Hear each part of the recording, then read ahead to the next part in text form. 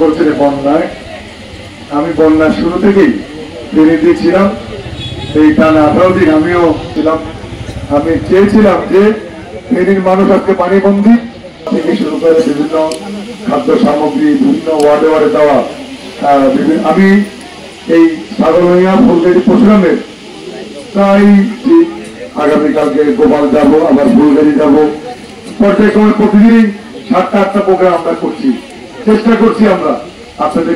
আমরা রাষ্ট্রীয় ক্ষমতার বাইরে সবার করে খাবে সেই সুযোগটা কিন্তু আমাদের ছিল না।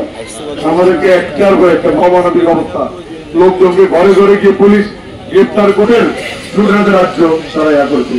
আমি আজকে এখানে আমাদের এই কাকা আছেন, আলম মিশা আমাদের মজুমদার আছেন, যারা আমাদেরকে নির্যাতন করে তা আমরা তাদেরকে দেখতে চাই না। আপনারা দেখতে চান যারা এলাকায় সাধারণ মানুষকে অত্যাচার করছে, বিচার করছে, এই এলাকায় আমি জানি অনেকে বিচার করছে টাকা পয়সার বিনিময়ে, নাকি যে টাকা দিচ্ছে তার পক্ষে বিচারে দায় হয়েছে। এগুলো কিন্তু এখন চলবে না।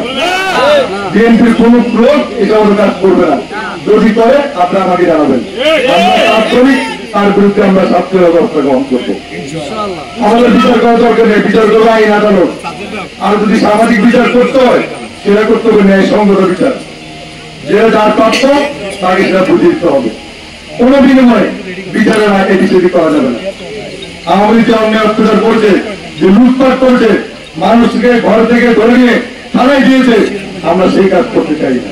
কিন্তু যারা অত্যাচার ছিল, মানুষকে নির্যাতন করেছে, এদেরকে আমরা দেখতে চাই না। যারা বিনা ভোটের মেম্বার চেয়ারম্যান ছিল, এদেরকে এলাকার মানুষ মানে না।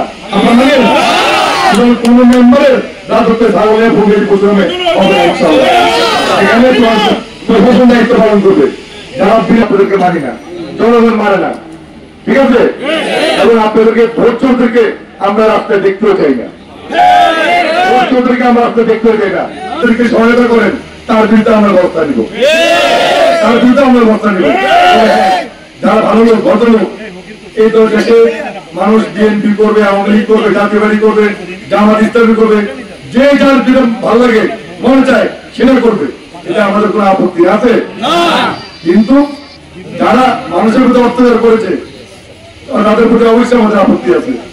যারা আমাদের ঘরে ঘুমা দিয়ে নেই, ভোটের আগের দিন ঘরে ঘরে ঘুরে ঘুরে মানুষকে নিয়ে গেছে, তাদের প্রতি অবশ্যই আমাদের আপত্তি আছে।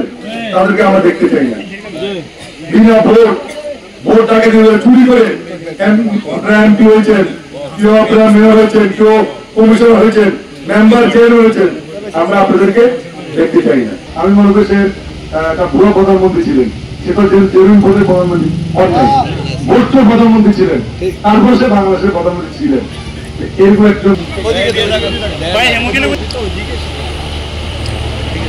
ওকে ওকে ওকে ভাই পিছনে যা আমরা সামনে গেলে আমরা টিকিট আছে টিকিট আছে না টিকিট কেটে দেন ভাই আপনারা সিঙ্গলের সাথে নিয়ে যাবেন, সবাই পাবেন এদিকে না এদিকে না ওদিকে না আচ্ছা টিকিট আছে মহিলা আছে আছে না এই টিকিট